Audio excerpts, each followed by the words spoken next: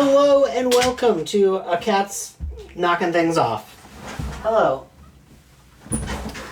Hello, this is a kitten. His name is Johnny. He's normally very good, but now he's knocking things off because he knows I'm recording a video. Well, I'm back. Or was I ever gone? I was, but I'm back now. Anyways, so there is a event coming up next week. Yes, actually, at the end of next week. Haha. I was like, oh, next month, but it's almost next month already. Wow. Time passes in a way that's linear.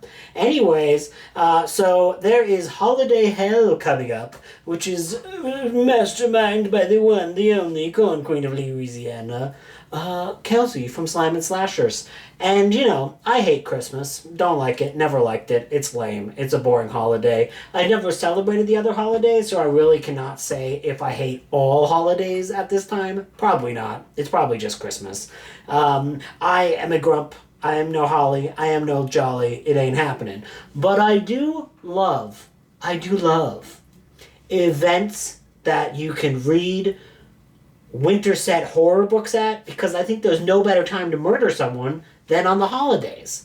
In a fiction, not real life. Don't come at me, FBI. I don't respect the FBI, so, and I'm a Canadian. They can't do anything. But whatever the Canadian equivalent is, I know, I just don't want to say it the words because they're lame. But I do love it as a setting for horror novels and for like other types of media. I just really don't care for the holiday itself. Almost always, I'm just chilling with my cats, relaxing on the holiday. But I love this idea for this event, because this event, there are 3 teams in it. You can end up as either Team Krampus, Team Santa, or Team Elf. And the trick about this is that you go in with no real foreknowledge of the prompts, if you want. If you want to just go and listen to the prompts as they are, and read them all and spoil it for yourself, then you can. I have not. And the idea is you tally up at the end of the event how many books and other things that have fit within the prompts that are available. So you look at the prompts after the event, and as such you can kind of just mood read whatever you want. And you know me, I'm always in a bad mood to read, but also general. But bad mood being like a mood to read things that are bad, both in quality and the characters in them are also bad. Lots of bads. Bads. Anyways, here are the books that I have on my pile of possibilities. I was going to call it a TBR, but we all know that I'm not getting to half of these books. It's mostly to show them off and to be like, wow, I like the idea of reading. Wow. And then I only read like 5 of them. Whatever, bro. It's how life goes. It's how life goes. So without further ado, let us begin. First up, this is... why did I pick this one up? I don't know how to say this character's name. But she is the Celestial Spear. This is a Warhammer Age of Sigmar book that takes place on the icy tundras of Ger. And, I don't know, pretty ladies with swords and wings are a thing that I love. So, you know, if you're a pretty lady with wings in the snow, call me. I don't actually want to talk to you or anyone else. But yes, I just love the way this looks. This is actually a pretty short book. It only is there's 275 pages. Well, it's a full book. I thought this was a novella because it looks small and it was sold for like a cheaper price than normally.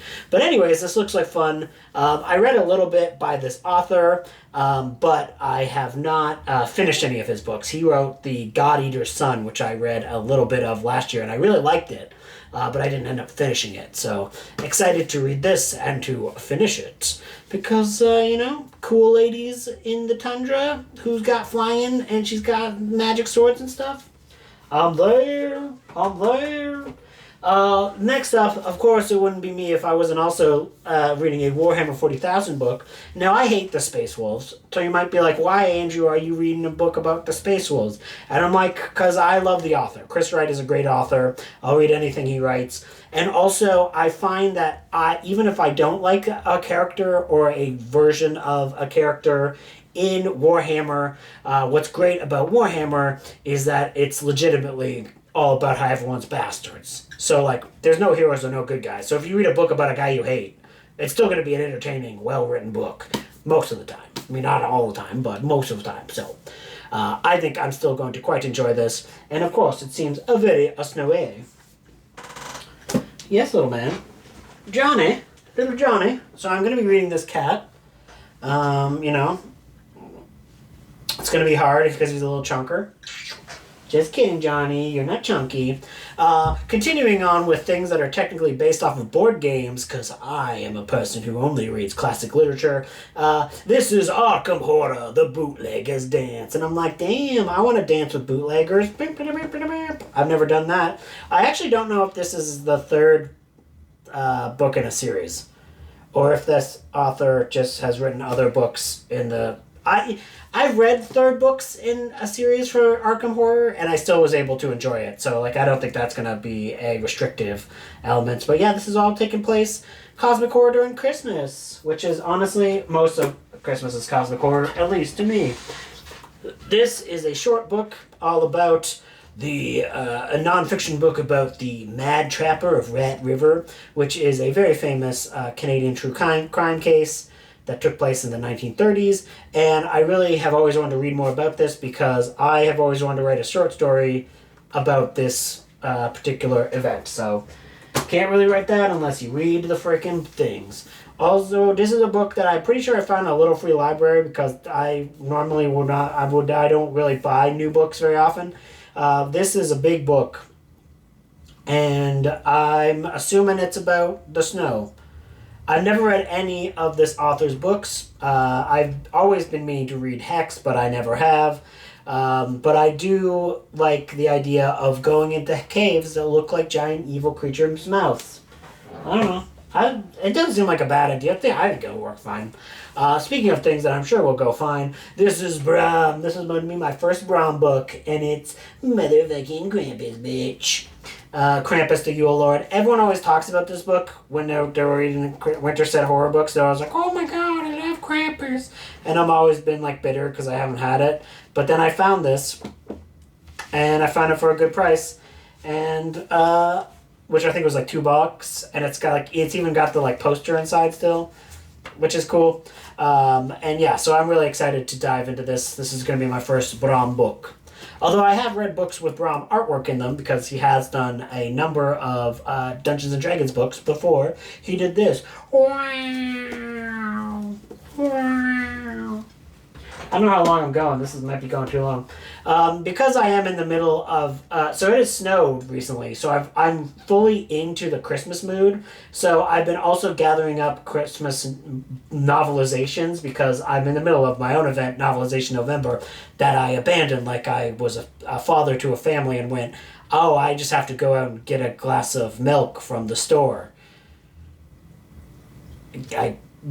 People just go buy glasses of milk from the corner store, whatever, and then never come back. But I am participating in it, and I will have a vlog that I'm participating in it, and I'll talk about it at the end of the month for all the books I read for it. So I'm sorry I abandoned you, my family. But anyways, Batman Returns. That's a movie that's wild. Also Christmassy. Jaws of Revenge, bitch. This time, it's at Christmas. And also New Year's. And also in the Bahamas. And also apparently there's like a voodoo curse in the novelization. It's a thick boy. There's a thick boy. I love Jaws of Revenge. I don't care if you think it's bad. Well, I do care because I care about your opinions in the fact of, if you comment, it, does better for the freaking algorithm. So I guess I care in that regard, but I don't really care. Anyways, other Christmas-related monstery novelizations for one of the greatest films of all time, Gremlins by Steven Spielberg. Well, actually, it's not by Steven Spielberg. It was directed by Joe Dante. Steven Spielberg just produced it. I don't know why I said and talked out of my butt, but I guess it's because the Steven Spielberg presents, and I was like, oh, I'm Steven Spielberg, and I'm presenting. This is like an old-timey novelization, and I just got the pictures from the movie. And even though I've seen the movie so many times, I could probably recreate it with my own cats and just, not even look up the script once. It's always nice to see photos. It's always nice to see photos. We don't get that in new novelizations. They're like, you don't need to see the pictures, bro. You don't need to see the pictures, but you do need to spend $2,000 to get the book. Anyways, back to things that are not necessarily novelization related. This is the Owl's Vein Horror. I'm pretty sure it takes place on, it's a winter wonderland, a ski trail. Some weird shit's happening on the ski trail. I always like this cover because it's like a thing screaming, and it's like, oh my god, and then you open it up, and it's a lady screaming. Oh, poor lady, why is she screaming? We'll find out, or we won't. I might not get to it. Who knows? Predator, Cold War. Wow, look at this. Wow, the Predator lands in Russia. Wow. It's going to be great. I don't care what you say. Creature of Havoc. Now, I don't know if this is a snowy-based thing, but you're like a monster that's living at a place in the mountains called Troll's Tooth Pass. And you actually play as the monster in this. So this is one of the fighting fantasy books where you get a dice and you have a whole bunch of characters that you create, and then you go through and choose your own adventures, and you roll the dice to see how you do, and it's just kind of like a solo role-playing excursion.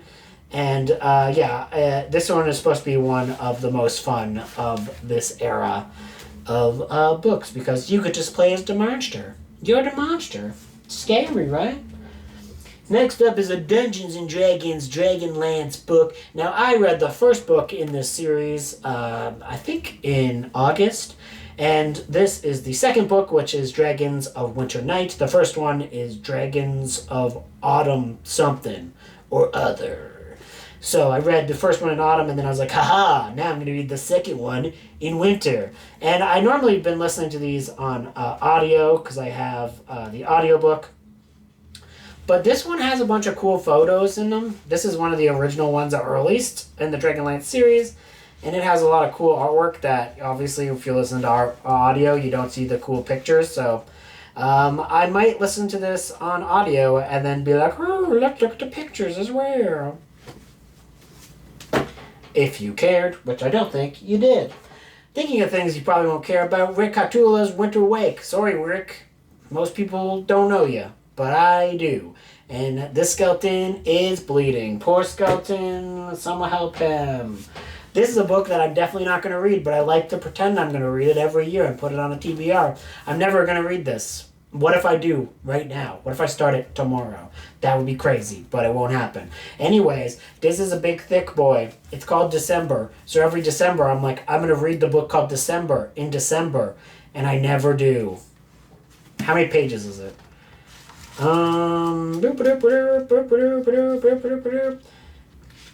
Yeah, it's like 680 pages. And like, these are not small words. They're big. Well, sorry, it's the opposite. They're not big words, they small words. Whatevs. English is a language that is dumb, and I speak it poorly. Next up, look at this, Darkness on the Ice. This is another one that makes it on every winter TBR and never gets read. But nothing's worse than vampire Hitlers. I mean, I think they're just Nazis, but, whatevs. The Beast. It kind of looks peaceful, but this is the Bigfoot book, and it's a little snowy. So, like, you would think it would be actually a Yeti book if it's snowy, but whatever, man. Yeah. Bigfoot lives. Good for Bigfoot. Wow. Oh, I'm Bigfoot. I live. Another thing that always ends up on TBRs but never gets read, the 2 short story collections, The 12 Frights of Christmas and The 12 Crimes of Christmas. The first crime is not actually reading any of the short stories in here. But hey, maybe I'll actually do it this year, he says, knowing he won't. Next up, The Mall. Wow, I love malls, and this is a Paper Jacks book, so you know it's hard to find. It's basically about, like, some wild things happening at a freaking mall. And, because there's, like, a weird creepy Santa or whatever, creeping peeping. Anyways, I've always been wanting to read this one. I probably will actually read this one because I want to send it to Kelsey from Slime and Slashes. So I gotta read it before I do that, or else I'm just like, I don't know, could send her crap. Like, what if it's, worst book you've ever read? She would hate me forever. She'd be like, you a bitch. Speaking of people that would say, you bitch, probably this guy who's dead on the cover. He was probably like, you bitch, and then he got shot and died. Rest in peace, him.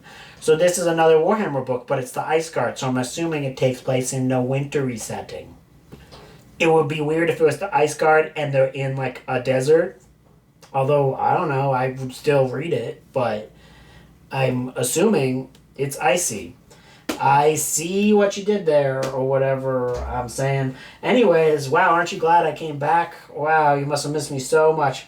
The last thing is another thing I found in a little free library, and this is Dinosaur Hideout, and I'm like, Dinosaur, why are you hiding out in the winter? This guy is like, he's in the winter boots. Dinosaurs, they can't do well in the winter. This guy's going to die a horrible death. But also, apparently, there's palm trees. So I don't understand what's going on, because there's the winter here, and then in the past, there's the dinosaur. I don't know. Maybe a dinosaur comes to the past. Who knows? Who knows? Who knows? Okay, that's everything. Bye.